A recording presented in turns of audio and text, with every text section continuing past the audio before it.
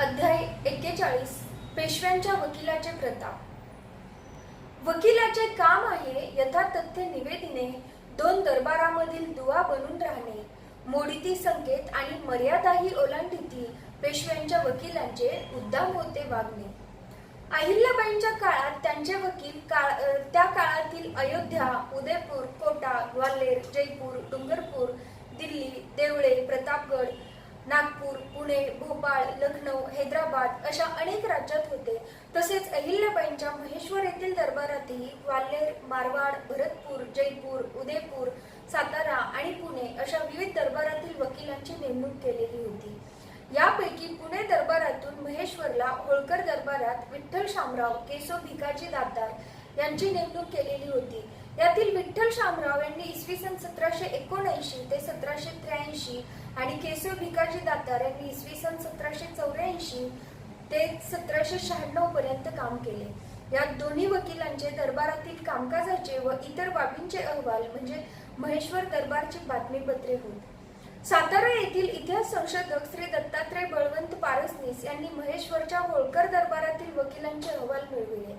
सातारा येथील इतिहास संग्रह मासिकात त्यांनी ती प्रथम प्रकाशित केली. श्री पारसनीस यांनी प्रयत्नपूर्वक हे संशोधन केले. इंग्रज राजवटीत C.A. किंकेड इसवी सन 1870 ते 1954 हे एक प्रशासकीय अधिकारी होते. त्यांच्या सरकारी कारकिर्दीतील बराचसा काळ महाराष्ट्रात गेल्यामुळे त्यांना मराठ्यांच्या इतिहासाबाबत कुतूहल निर्माण झाले होते. ग्रँड डफने लिहिलेल्या मराठ्यांचा इतिहास या ग्रंथाबाबत त्यांचे मत अनुकूल नव्हते. म्हणूनच आपल्या प्रशासकीय अनुभवाच्या आधारे मराठ्यांचा इतिहास पुन्हा लिहावा असे त्यांना तीव्रतेने वाटले. याच काळात राव बहादूर द. पारसनीस यांच्याशी त्यांचा संबंध आला. पारसनीस यांनी अनेक मराठी कागदपत्रे जमविली आणि त्या कागदपत्रांचे इंग्रजी भाषांतर करून ती किंकेड यांस पाठविली. इतिहास लेखनाचे हे काम दोघांच्या सहयोगाने 11 वर्षात पूर्ण झाले. हा इतिहास पुस्तक रूपाने 3 खंडात प्रसिद्ध झाला. महेश्वर दरबारच्या बातमीपत्राबाबतची कागदपत्रे पारसनीस यांनी कशी मिळविली याबाबतची हकीकत मराठ्यांचे इतिहासकार या ग्रंथात दिली आहे. मराठ्यांचा इतिहास ग्रँड डफ म्हणतो, मराठा राष्ट्राने निर्माण केलेला नाना फडणीस हा शेवटचा कुशाग्र बुद्धीचा तेजस्वी मुत्सद्दी होय. या नाना फडणीसांचा खाजगी पत्रव्यवहार सातारा जिल्ह्यातील वाई तालुक्यातील कृष्णा नदीच्या तीरावरील मेनवली या गावी होता.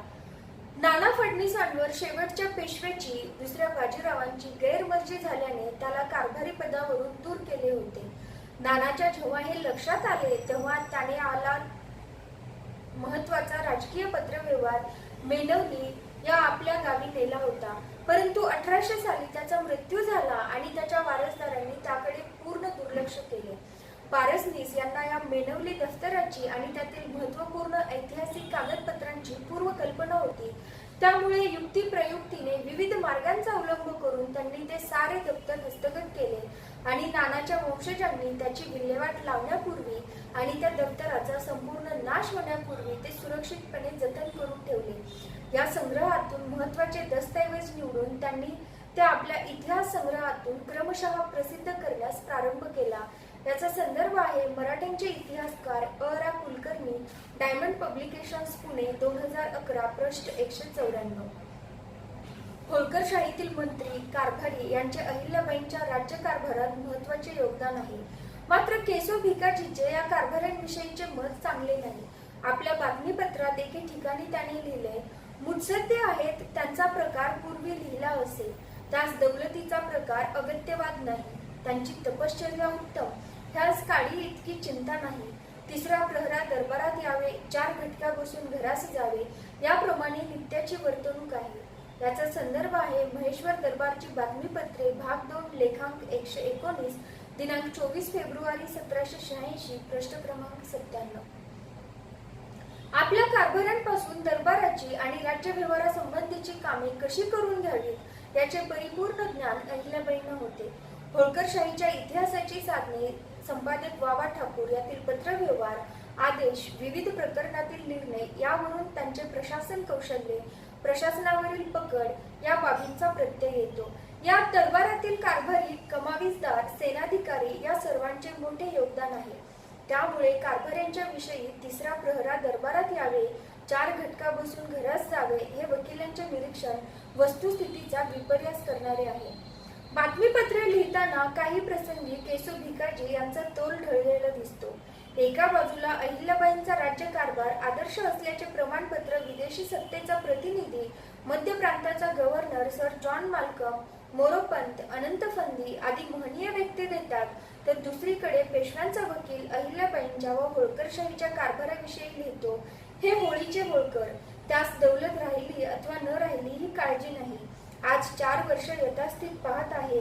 होळकरांची दौलत चालावी असे येथे माणूस मातब्बर कोणी नाही. आणि याचा संदर्भ आहे महेश्वर दरबारची बातमीपत्रे भाग 2 लेखांक 117 दिनांक 4 फेब्रुवारी 1786 पृष्ठ 96.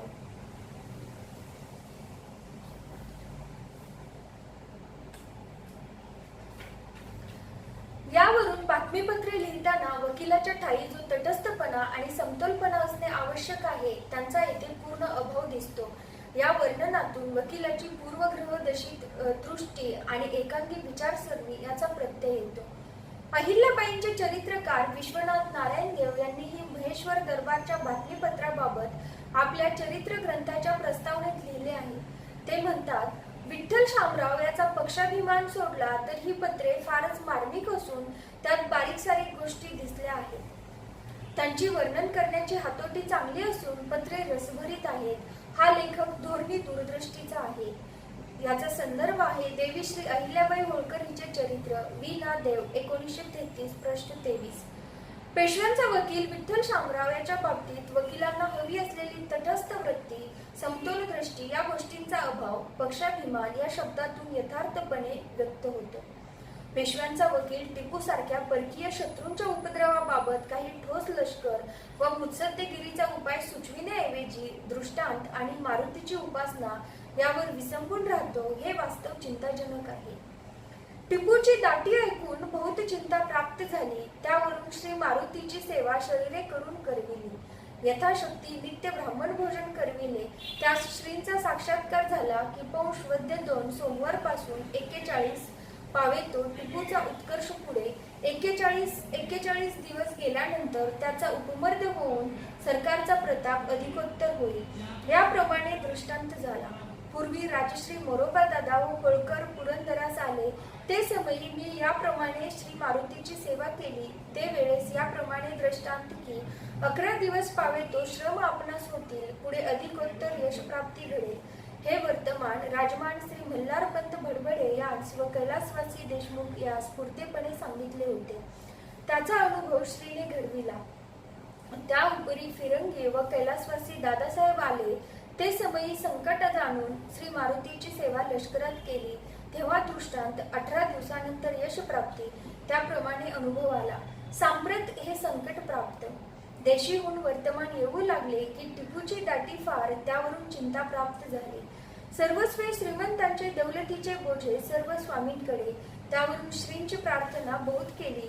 त्यावरून 41 दिवसानंतर सरकारचा उत्कर्ष बहुत होईल याचा अनुभव श्री प्रतापे घडेल. चिंता नाही. पूर्वी दोन्ही दृष्टांत अनुभवास आले. त्याचा संकल्प व हल्ली श्रींचा संकल्प केला तो सिद्धीस न्यावयासी विनंती समक्ष आल्यावर करेल. पूर्वीचा संकल्प देशमुखास सांगितले होते. श्री कृपे करून सरकारचा लक्ष व महाराजांस यश प्राप्ती व्हावी हेच निरंतर इच्छा व प्रार्थना श्री मारुतीजवळ करीत आहे. याचा संदर्भ आहे महेश्वर दरबारची बातमीपत्रे भाग 2 लेखांक 115 दिनांक 17 जानेवारी 1786 पृष्ठ क्रमांक 93-94. पेशव्यांनी आपले वकील होळकर दरबारात नेमले होते. त्यामुळे त्यांचे वेतन आदी खर्च पेशवे दरबारने करणे हे अपेक्षित होते. आपल्या सेवकांना, वकिलांना, या फौजेतील सैनिकांना वेळच्या वेळी वेतन देणे हा राज्यकारभाराचा महत्वाचा भाग आहे. शिवाजी महाराजांची शिवशाही आणि अहिल्याबाईंची होळकरशाही या बाबतीतील आदर्श उदाहरणं आहेत.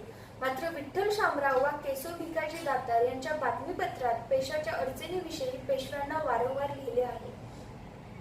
आपल्या आर्थिक व अडचणीविषयक वकिलांच्या बातमीपत्रात सतत उल्लेख येतात. उदाहरणार्थ, सेवकाची खर्चाची विपत्ती फार आहे. 250 रुपये लोकांचे देणे झाले आहे.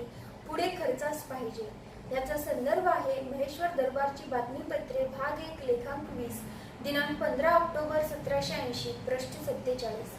सेवकास खर्चास नाही, कर्ज 300 रुपये झाले. स्वामींनी खर्चास पाठविले, तास 9 महिने झाले. धनी कृपाळू समर्थ.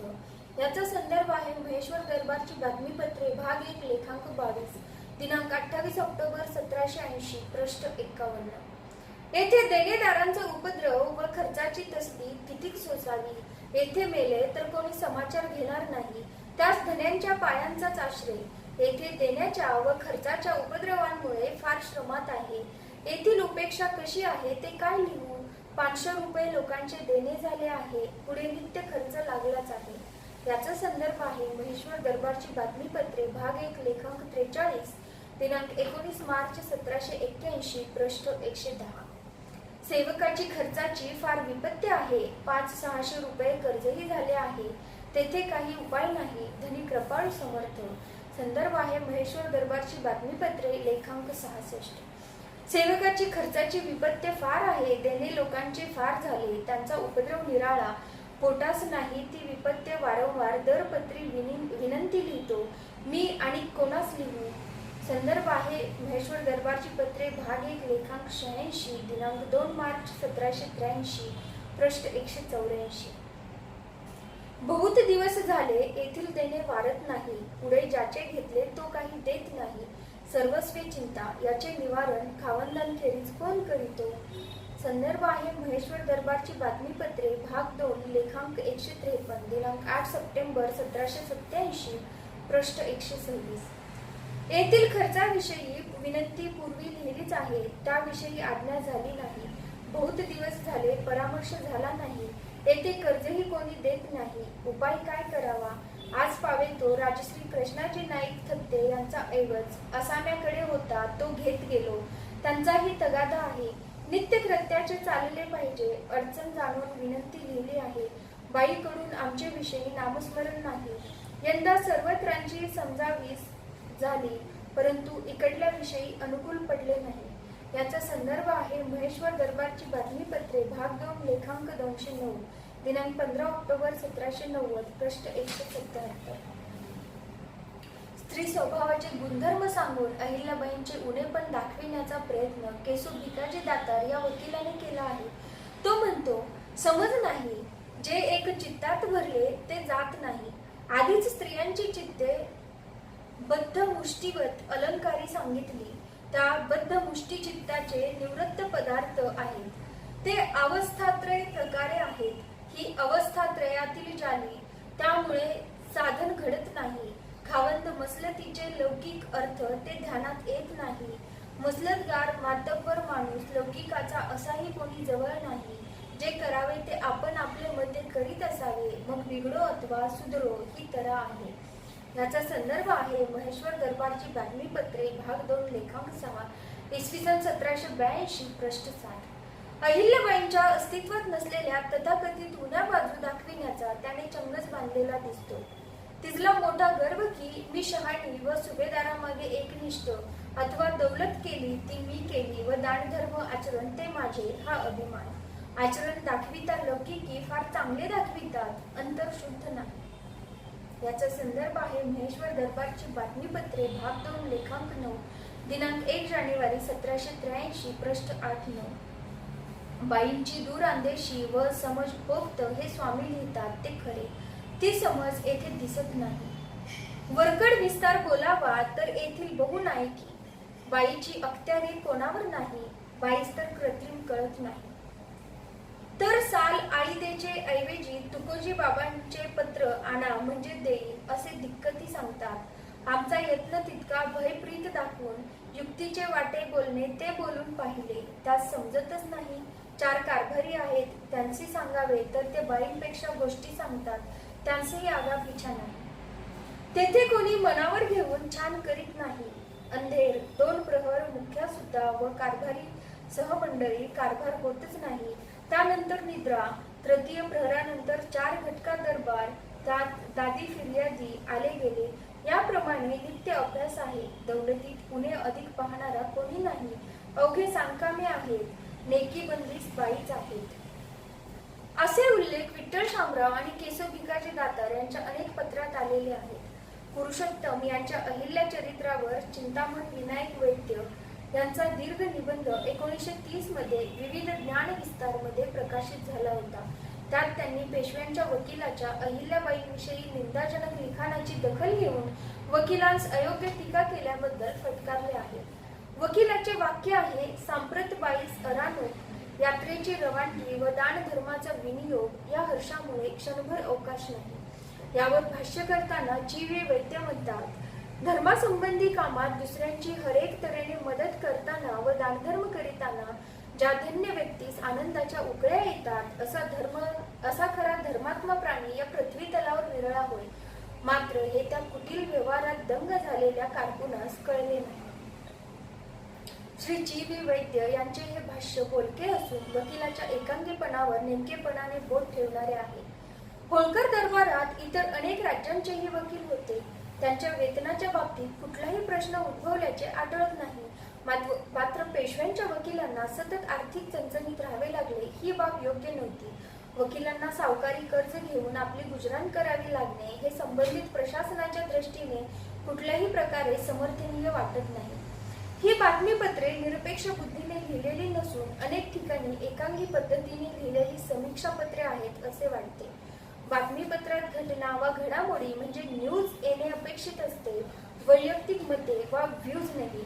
बातमीपत्रातील या काही अशा उण्या बाजू आहेत. मात्र ही बातमीपत्रे ऐतिहासिक दृष्ट्या अतिशय महत्त्वाची आहेत. अनेक राजकीय घडामोडी, विविध शत्रूंशी झालेली युद्धे, विविध प्रकरणातील प्रशासकीय निर्णय, लग्नप्रसंगीची पट्टी, जासुदांच्या हालचाली, अहिल्याबाईंचा दानधर्म, विविध लोककल्याणकारी कामे, शिंदे होळकर, पेशवे होळकर यांच्या परस्पर संबंधातील संदर्भ अशा अनेक प्रकारे मराठशाहीच्या आणि होळकरशाहीच्या इतिहासाचा एक पट आपल्या नजरेसमोर येतो. इतिहासाचा अभ्यास वा लेखन करताना पत्रव्यवहार, सनदा, रोजकीर्द, आदेश, नाणी, शिक्के याप्रमाणे बातमीपत्रे हा एक महत्त्वाचा दस्तऐवज मानला जातो. म्हणूनच होळकरशाहीचा आणि विशेषतः अहिल्याबाईंच्या प्रशासनाचा आणि राज्यकारभाराचा अभ्यास करताना या बातमीपत्रातील अनेक संदर्भांचा आपल्याला निश्चितपणे उपयोग होतो. या दृष्टीने ही बातमीपत्रे अतिशय महत्त्वाची आहेत हे निर्विवाद आहे. या संबंधित जी.वी. वैद्य यांची प्रतिक्रिया अतिशय समर्पक आहे. धार्मिक आणि लोकहिताची कामे करणाऱ्या अहिल्याबाईंना त्यांनी धर्मात्मा असे म्हटले आहे आणि पेशव्यांच्या वकिलाला कुटील व्यवहारात दंग झालेला कारकून असे म्हटले आहे. मनुष्य स्वभावाची आणि जीवन व्यवहाराची ही परस्पर विरोधी दोन टोके आहेत. त्यामुळे पेशव्यांच्या वकिलाला अहिल्याबाईंच्या व्यक्तिमत्वाची आणि कार्याची उंची करणे अशक्य आहे. या विषयाचा हाच तर्कशुद्ध सारांश आहे. याचे संदर्भ आहेत महेश्वर दरबारची बातमीपत्रे भाग 1 व 2 द ब पारसनीस 1910-1911, पुरुषोत्तम कृत अहिल्याबाईंचे चरित्र यावरील जी.वी. वैद्य यांचा निबंध 1930.